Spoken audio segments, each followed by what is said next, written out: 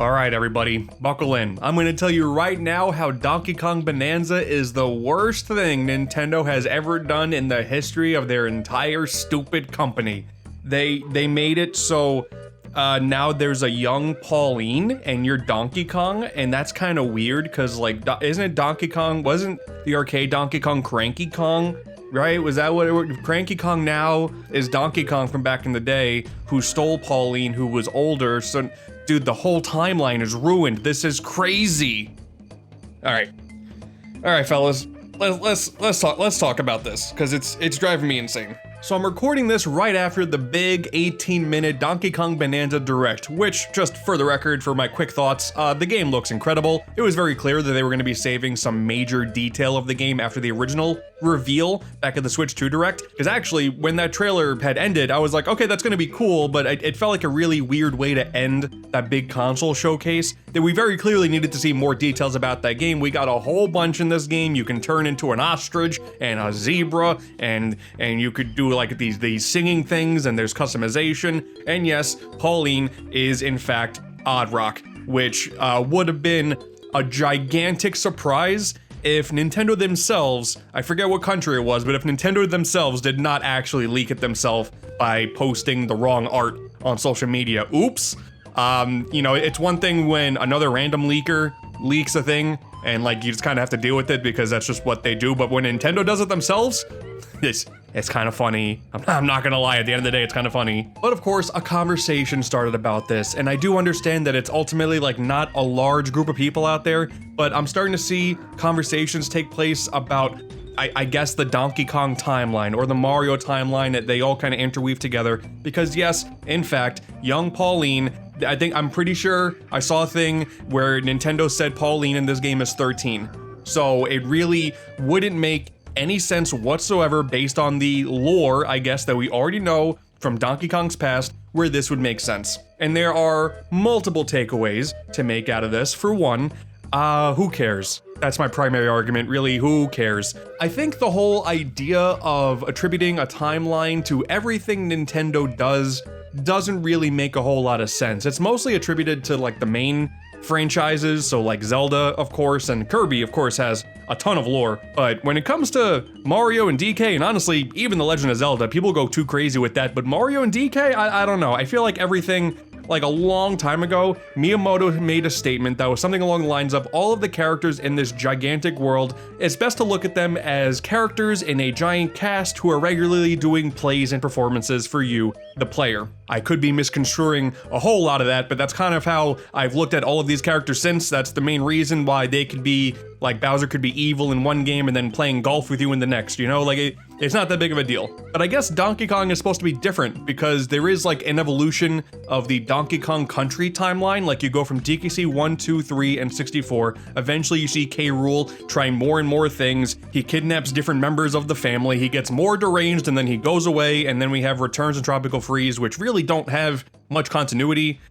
King of Swing and Jungle Climber, I guess, have a bit of continuity. Mostly the biggest takeaway that you get out of this is at some point, Wrinkly Kong dies because then a ghost Wrinkly Kong starts showing up.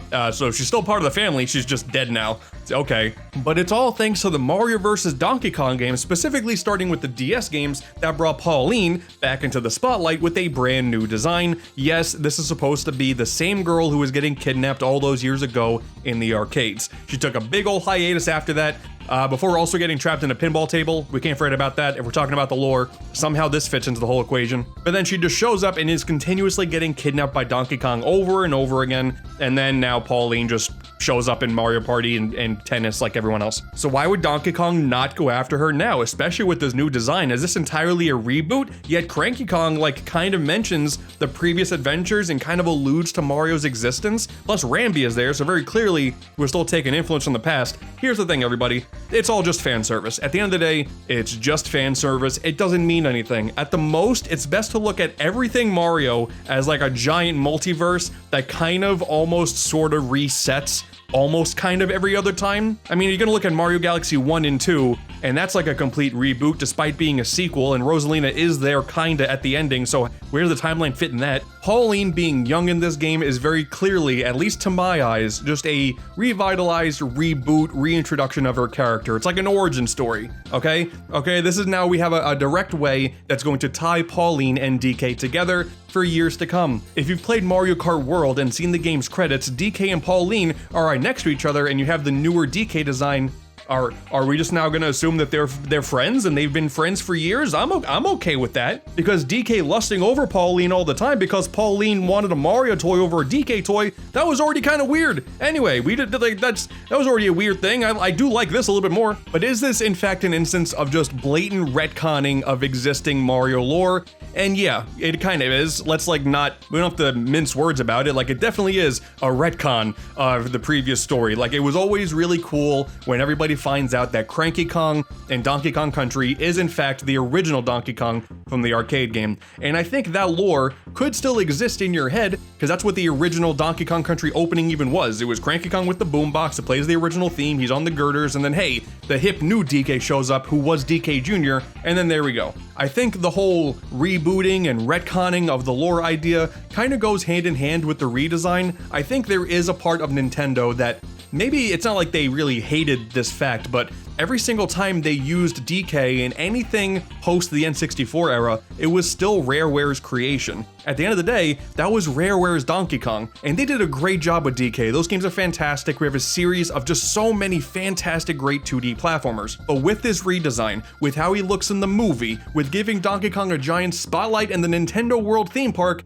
very clearly, they wanted their own ownership of what the Donkey Kong character is going forward, and what better way to reintroduce that to the gaming masses on a brand new console transition with the Switch 2. Now you can look at Donkey Kong in Tropical Freeze, Return HD, Mario Kart 8 Deluxe, and that's the old Rareware DK, where I guess he just has a weird thing against Pauline and then is cool with it, sure, whatever. And now, new, friendlier Donkey Kong is just friendly. He's just a friendly guy and loves Pauline a whole lot. And I think that's okay, because at the end of the day, they're looking like they're gonna make Pauline singing some giant, like, emotional thing, because like there's vocal tracks in Bonanza, and I didn't really see that coming for this game. But if it isn't in fact like made by the Odyssey team or an offshoot of the Odyssey team, like that does kind of track. I can see the end song being really emotional by the end of the game, and I'm also kind of like assuming that by the end, if the plot is like you get to the core and your wish is granted and Pauline wants to get home, that probably means like New Donk City is going to show up at the very end of the game. And if they play their cards right, which they've shown in the past that they can do, the end of that game is going to be incredible. Pauline is going to play a huge role in it, and I'm sure that song will in fact maybe get a tear out of your eye, you know? I can see that happening, and I think if that's true and they nail it, then the dynamic these two characters have now is way better than what we have in the past. Pauline was just subjected to side games and minigame collections for the longest time. You know, this is the first time Pauline really gets a giant starring role in a mainline game. Yes, she had a big role in Odyssey, but that was just for one level. This is what it's gonna take to really make the gaming masses care about this character in like a brand new way. I believe that's the intention behind all of this. And realistically, all these people who want Waluigi to start having a spotlight in games, I kind of feel like you're gonna start seeing some different character lore have to drop for this character too, because that's what it is. You already expect one thing out of it, it's gonna really stick if they do something different, you know? That's just how it works, in my mind, at least. Or it could all just be time travel shenanigans at like the bottom of the core. Like that could be the wish too, and that's how Pauline makes sense. At this point, I kind of want Nintendo to say screw the lore and not actually commit to it. Like I'm talking so much about this, I think I would prefer that now. And also for anyone who's gone through this entire discussion and thinks, I don't know, I'm crazy with this whole, like, I'm just coping. Someone pointed out that in Super Smash Bros. Ultimate, one of the spirit battles is Donkey Kong and Lady. So, who's that mysterious character, huh? I guess that's not Pauline. Maybe we all thought it was Pauline, or maybe it's been retconned since Smash Ultimate. You're gonna start complaining about Smash Ultimate? I mean, you can complain about all you want. I'm just saying that's where you got to go if you want to get to the root of the problem. Donkey Kong and Lady? Who the hell is that? That's it. That's just a little rambling because I think the whole conversation about Donkey Kong lore is funny. I know some of it is going to sound ironic coming from like the Kirby guy, someone who really loves Kirby and the lore that Kirby provides, but here's the thing, Kirby actually commits to the lore and they very clearly love fleshing that lore out. So part of the reason why you play Kirby games to completion is to get a whole bunch of the new messed up lore. That's not any reason why anybody has ever played a Donkey Kong game. You just want to see a big old monkey fight a big old crocodile, and I'm still not convinced that K. Rool is not in Bonanza, so we'll see how that is in like a month's time. But that's it. Let me know what you think about the giant Donkey Kong Historia timeline down below. Maybe I'm stupid and I'm belittling it and you actually care about this. I don't know. You know, the biggest thing that I think we can all agree with now is brand new amiibo are like $30 each, like baseline. I mean, I'm probably gonna get it because I already have like a full amiibo collection, but like $30? Oh God.